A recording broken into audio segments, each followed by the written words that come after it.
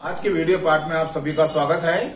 मेरा नाम हरदा राजेश कुमार, मैं गवर्नमेंट डिग्री कॉलेज चंचलगुड़ा के हिंदी विभाग में सहायक प्रोफेसर पद पर कार्य कर रहा हूं। मैं आज वीडियो पार्ट के अंतर्गत हम जो कहानी पढ़ने जा रहे हैं उसका शीर्षक है गदल। गदल शीर्षक जो है ये महत्वपूर्ण इसलिए है कि इस कहानी की जो प्रमुख पात्रा है वो ही इसका नाम गदल है ये। और जो गदल है ये अपने आप में एक स्वाभिमानी कर्तव्यनिष्ठ स्त्री के रूप में आती है ये। और वहाँ जो अपने आप से और अपने परिवार से अपने देवर के प्रति कितनी वहाँ कर्तव्यपरायण स्त्री है ये, इसका हमें यहाँ पर पता चलता है। और जो गदल है ये पारिवारिक जीवन से जुड़ी हुई एक ऐसी महिला है जो हालात का शिकार होती है। वहाँ भी चाहती है कि उसका जो विधवा के बाद का जीवन है वह भी सुख से कटे, परंतु कुछ हालात ऐसे बन जाते हैं कि वो चाहकर भी अपने वैवाहिक जीवन के बाद का जीवन सुख से नहीं पा पाती है ये। और इस तरह के जो विचार है ये, इन्हीं विचारों को ध्यान में रख करके रागे रामगो जी ने उन्होंने इस कहानी के माध्यम से उन्होंने एक भाई सीधी सादी स्त्री, परंतु जब वो हालात आते हैं तो हालात के साथ में जिस तरह का बर्ताव चाहिए उस बर्ताव के लिए भी तैयार रहती है ये। और हम देखते हैं कि इस कहानी में उसकी उम्र 45 साल की है। जब उसका पति मरा था वो करीब 50 साल का था। और इसके परिवार में हम देखते हैं कि इसके परिवार में इसका पति था गुन्ना, जिसका देहांत हो गया। उसके गदल के 2 लड़के हैं, 2 लड़कियां हैं। और जो बड़ा बेटा है उसका नाम निहाल है, छोटा बेटा नारायण है ये। और उसकी 2 लड़कियां भी है, चंपा और चमेली। तो इतना भरा पूरा परिवार है। इसके साथ में उनके पोती पोता भी है यहाँ पर कोई है।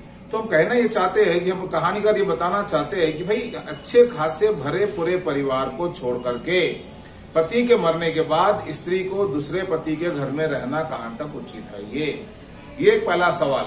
फिर उसके बाद वहां पर के रीति रिवाजों के अनुसार जो है जब पति मर जाता है किसी का तो उनके घर में जो उसका देवर होता है जिसका नाम है दोड़ी, वह दोड़ी से क्यों नहीं अपनाता ये, जबकि वो भी चाहता है कि वह गदल को अपना ले।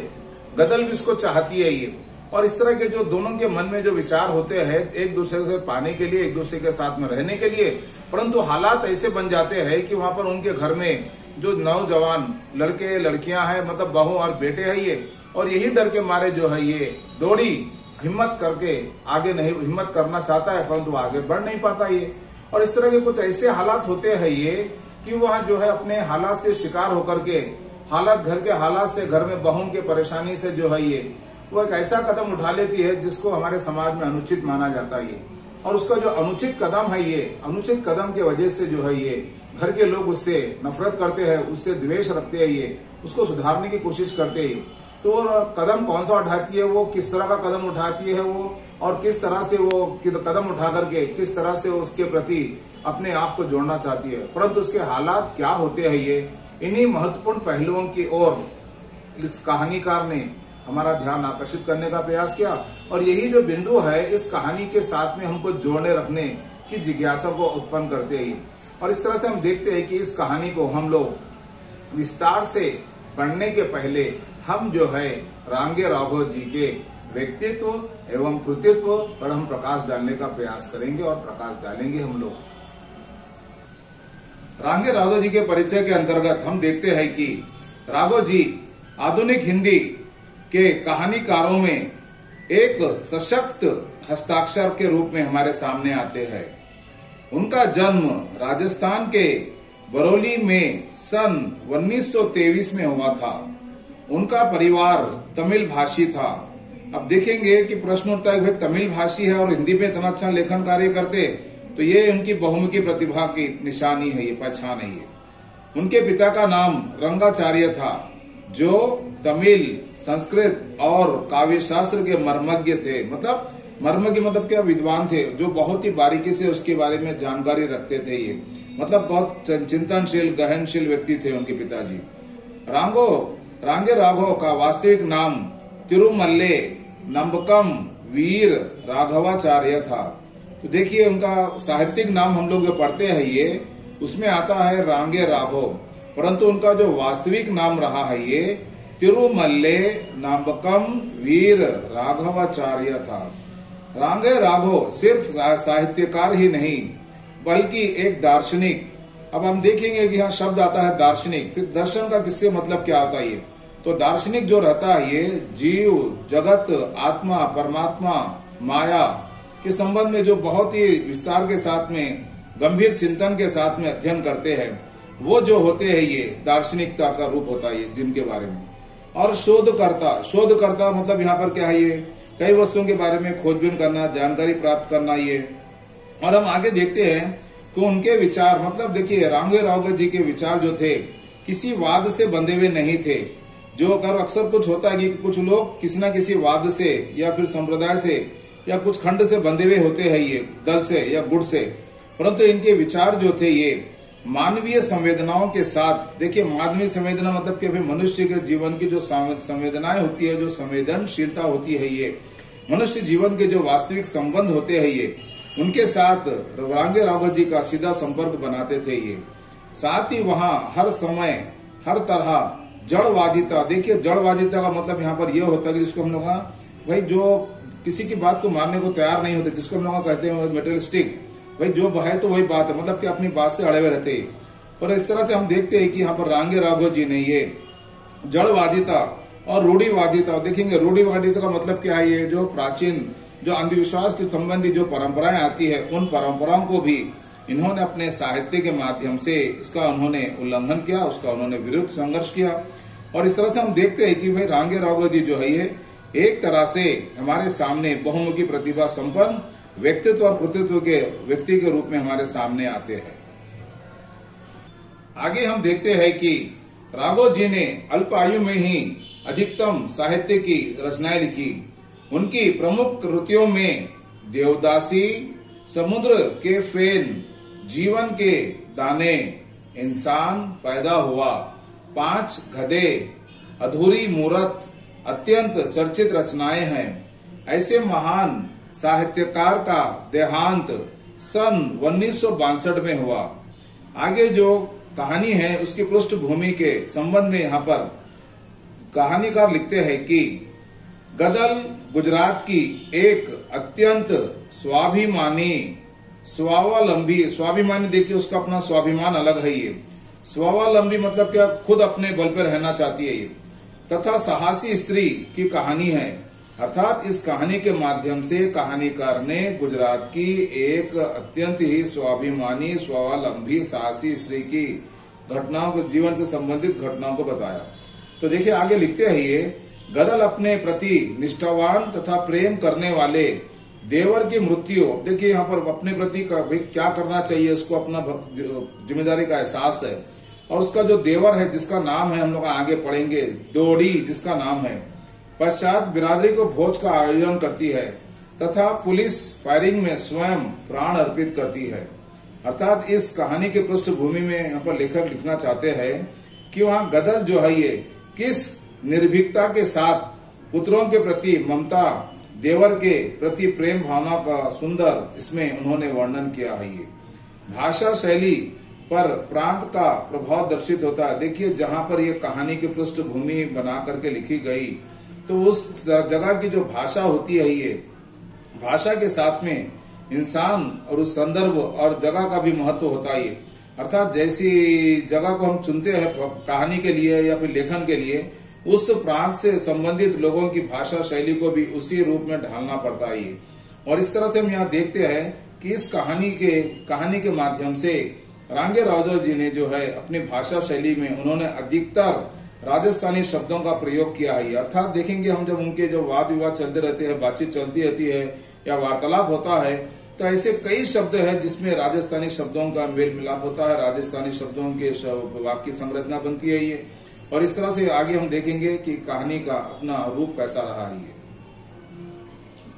आगे हम कहानी के पात्रों के परिचय के संबंध में देखते हैं कि गदल जो है ये गुजरात की अत्यंत स्वाभिमानी, स्वावलंबी, साहसी स्त्री है। गदल का पति गुन्ना है। गदल और गुन्ना की संतानें इस प्रकार थी। बड़ा बेटा निहाल, दोनों की संतान। निहाल के बाद उनका छोटा लड़का है नारायण, और छोटा बेटा नारायण है, वहां पर बड़ा बेटा निहाल है, उसकी भी शादी हो गई, 3 संतानें। छोटा बेटा जो है उसकी पत्नी भी दूसरे बच्चे की मां बनने वाली थी। और इनकी 2 लड़कियां रही, चंपा और चमेली। दोनों बेटियों की भी शादी हो गई, उनके भी अपने बाल बच्चे है ये। और इस तरह से हम आगे देखते हैं कि तो दोडी है ये, दोडी गदल का देवर है, अर्थात दोडी जो है ये गुन्ना का भाई है, सगा भाई। और दोडी के भी परिवार में उसकी पत्नी थे, बच्चे थे और सभी मर गए। आगे वाला जो यहाँ पर पात्र है मोनी, जो विवाहित है, मतलब क्या है ये विदुर भी है, मतलब उसकी पत्नी मर गई और वो रंडवा भी है ये। और इस तरह से हम यहाँ पर देखते हैं कि जो गुन्ना है, गुन्ना जब मरा तो उसकी उम्र 50 बरस की थी और जिसकी वजह से गदल विधवा हो गई थी।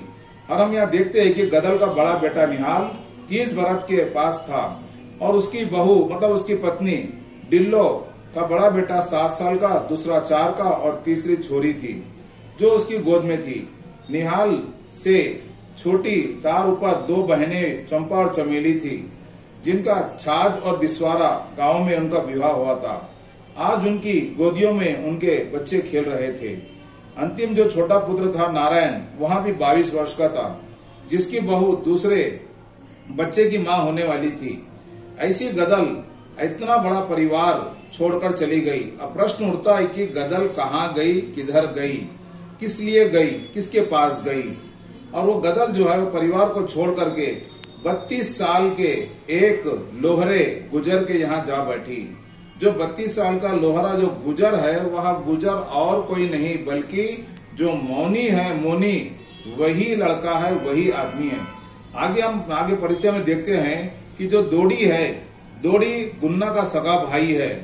बहू थी, देखिए उसके भी घर में बाल बच्चे थे, उसकी भी बहू थी, बच्चे भी हुए, सब मर गए, अपनी जगह अकेला रह गया।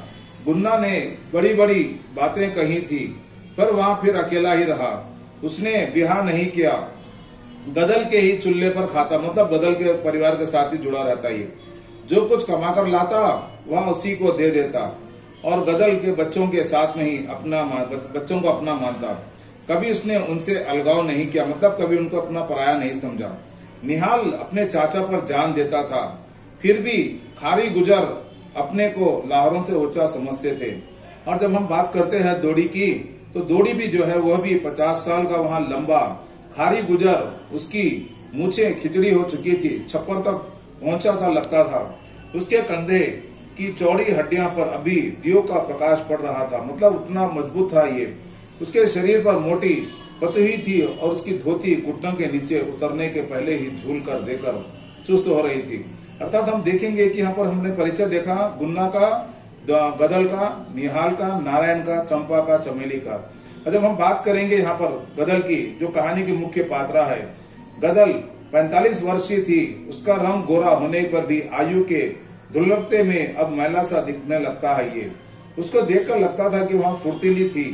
जीवन भर कठोर मेहनत करने से उसके गठन के ढीले पड़ने पर भी उसकी फुर्ती भी मौजूद थी। अर्थात देखेंगे कि हम यहाँ पर जो गदल है, इतनी उम्र के ढलान पर 45 साल की होने के बाद भी, कठिन परिश्रम करने के बाद भी उसमें एक तरह की फुर्ती बनी हुई थी।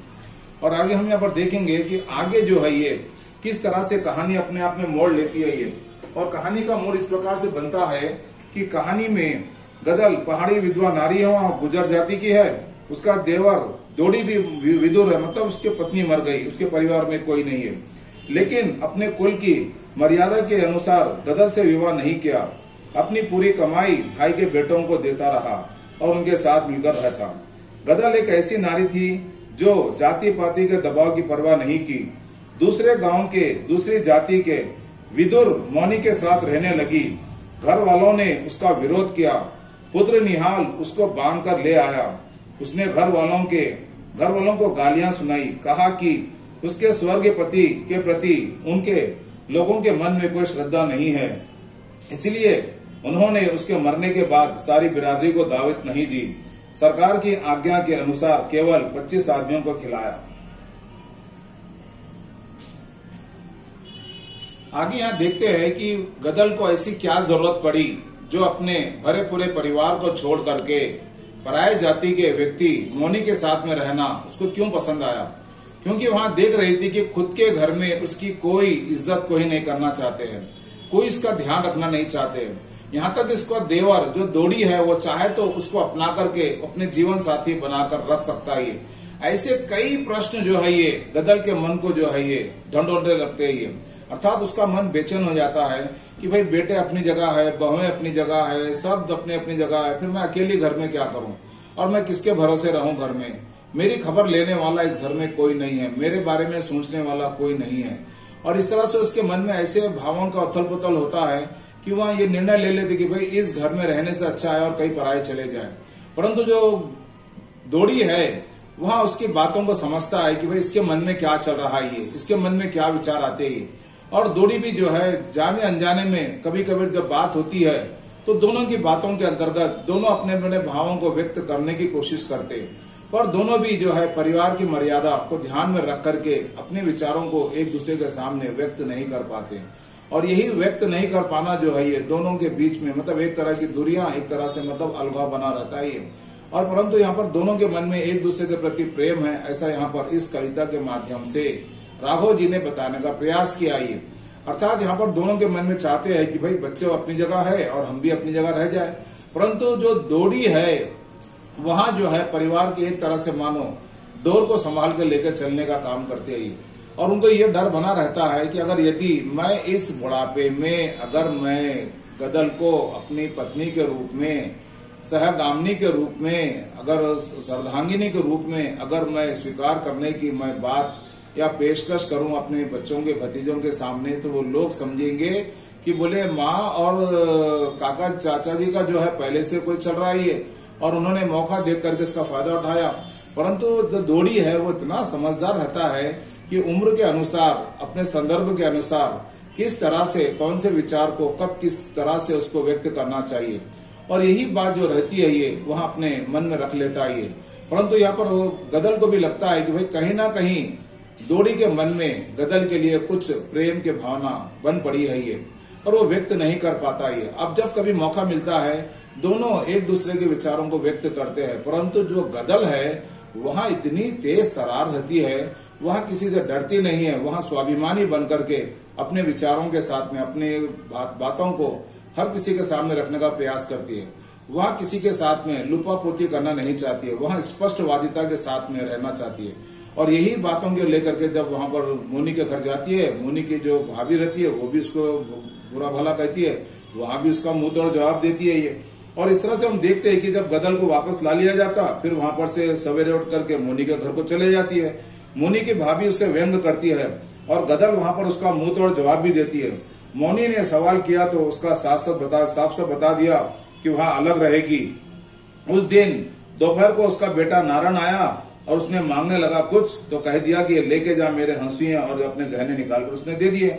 और इस तरह की जो बातें हुई थी उन बातों का जो है ये दौड़ी पर इतना गहरा प्रभाव पड़ा कि उस दिन जो है उन्होंने भोजन नहीं किया और उसके बाद दूसरे दिन उनकी मृत्यु हो गई। और गदल को पता चला कि दौड़ी मरते समय उसी का नाम ले रहा था। उसने मौनी को बताया कि वहां अपने पुराने घर को जाना चाहती है, अर्थात गुन्ना के घर को जाना चाहती है अपने परिवार के साथ में। मौनी ने इनकार किया और गदल ने घर में बंद कर दिया, गदल को बंद कर दिया।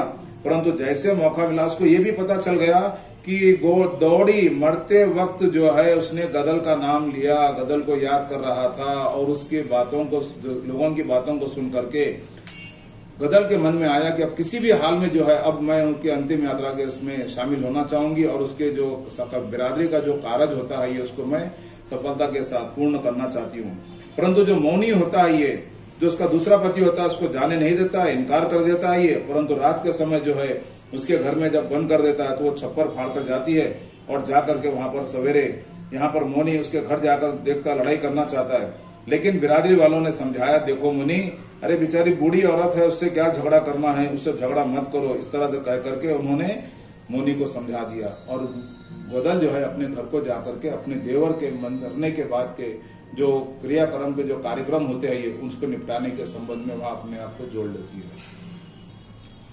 आगे हम देखते हैं कि किसी तरह से गदल जो है अपने दूसरे पति मोनी को किसी तरह से उसको धोखा देकर के निकल के आ जाती है अपने घर में। और उसको ये मन में बात कचोड़ती रहती है कि भाई मेरा देवर जो है मेरे मरने के समय जो है उसकी जुबान पर मेरा नाम था।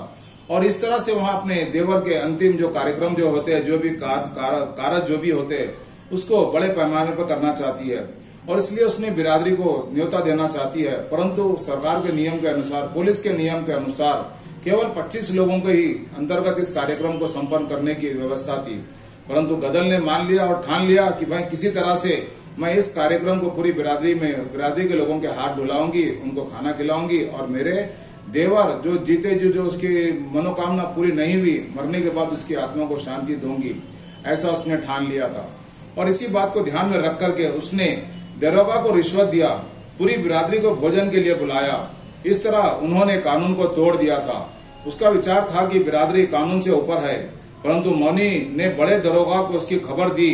दरोगा से गदल को आदेश मिला कि वहां कारज रोक दे, लेकिन उसने पूरा कार्य किया। बिरादरी वालों के पीछे के दरवाजे से विदा किया। पुलिस आई, गोलियां चली। गदल और उसके घर वालों ने डटकर मुकाबला किया। गदल के पैर में गोली लगी। मरने से पहले गदल ने दरोगा ने पूछा तुम कौन है? तो बोले मैं कौन भी हूँ, और उसने बता दिया कि भाई जो व्यक्ति मरा है मैं उसकी डैश डैश बोल के छोड़ देती है। दरोगा से अपनी संतुष्ट व्यक्त करते हुए कहती है कि कारज पूरा हो गया और दौड़ी की आत्मा को शांति मिल गई। इस कहानी की विशेषता इस प्रकार से है कि प्रस्तुत कहानी में रांगे राघव जी ने नारी के व्यक्तित्व की सभी रेखाएं को यथार्थ भूमि पर खींचा है। गदल एक पारिवारिक, स्वाभिमानी और निर्भीक और साहसी स्त्री है। यह कहानी अपने आप में विशिष्ट कहानी है और इस कहानी के माध्यम से कहानीकार ने यह बताना चाहा कि स्त्री जो है समाज में अपना महत्वपूर्ण स्थान रखती है ये, और इसका उदाहरण उन्होंने गदल के माध्यम से देने का सफल प्रयास किया है।